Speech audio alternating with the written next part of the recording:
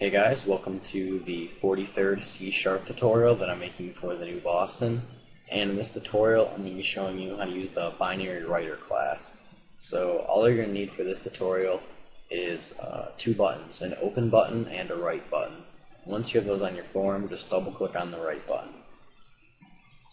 Alright, so we're under the open button. We're just going to want to have this code right here, and I've already showed you this before and taught you what it is, so just go back and watch my previous tutorials if you don't know what this is. And you're also going to need to be using the system.io namespace because the BinaryWriter class is in the system.io namespace. So now we can create a new instance of a BinaryWriter. So we're just going to do BinaryWriter and then give a name to your BinaryWriter. I'm just going to call it BW, and we can now set it equal to a new BinaryWriter. And this, just like all the other things that deal with reading and writing, call for a stream. So we're just going to do file.openWrite because we're going to be writing in this file, and we're just going to use this string path that we've already created. Alright, so now we have our BinaryWriter created, and we can begin writing. So in order to write, you're just going to want to do BinaryWriter.write to use the write method. And this is overloaded many times, so there are many different things, there are many different value types that you can write into, or write. We're just going to be looking at writing a character first, so we're just going to do C. Just going to write the C character, and it will defaultly write at 0 because we haven't specified a position yet. And we're just going to want to make sure we dispose of this binary reader or BinaryWriter because we don't want to get any errors saying like this file is already being used by another process. So now when we debug and click write, now the first character in this file should be C. So if we just go back into HXD here, yep, we see we have C right there. And if we were to change this to something else like H, open our file, write, we should now see H as the first character. Yep, it's now changed to H. So there are many different things you can write in here. For example, if we wanted to write an int, we could do that, or a short, we could do that. So we're going to look at writing a short. So just like before, just like when it reads it, it will write it in the wrong direction. So if we were to just put 1 here, just write the value 1.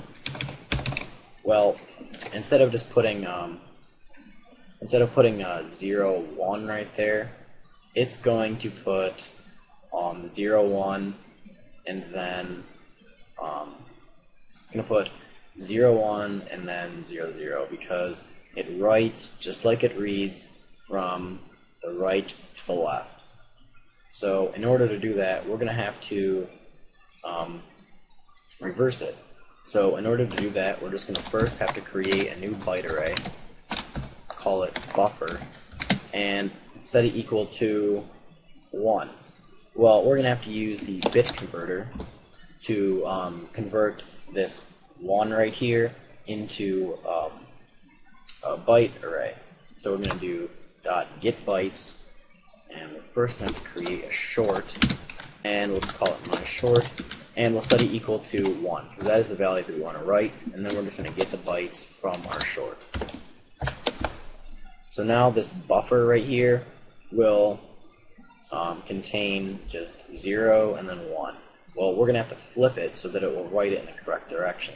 So we're just going to do array.reverse, and then we're just going to reverse this buffer array right here, and then we're just going to go ahead and write this buffer. So now what it does is it basically has a byte array right here. It uses this bit converter and it gets the bytes or converts this short right here into a byte array. And then since the contents of this byte array will be 0, 0, and then 0, 1 as a different element. And then what this reverse method will do is it will reverse the array. So the first element is now 0, 1, and then the next element is 0, 0. So since it writes from the right to the left, it will write 0, 1 and then 0, 0, which is exactly what we want it to do. So now in debug here, click open our text file and click write. We should get the correct value. Yep, we see 0, 0, 0, 1, which is exactly what we wanted to do. And just like reading it, we can have it write an integer if we wanted it to. If we wanted it to write some crazy value like, I don't know, that, then we'll have it to do that. And this just means it's hexadecimal. So now we should see those values right there. We should see 2, 3, and then 4, 5 as 2 separate bytes. Yep, 2, 3, and 4, 5.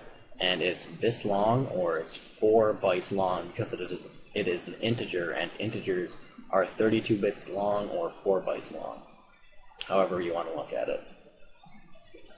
So that's pretty much it for this tutorial on the binary writer. So see you guys.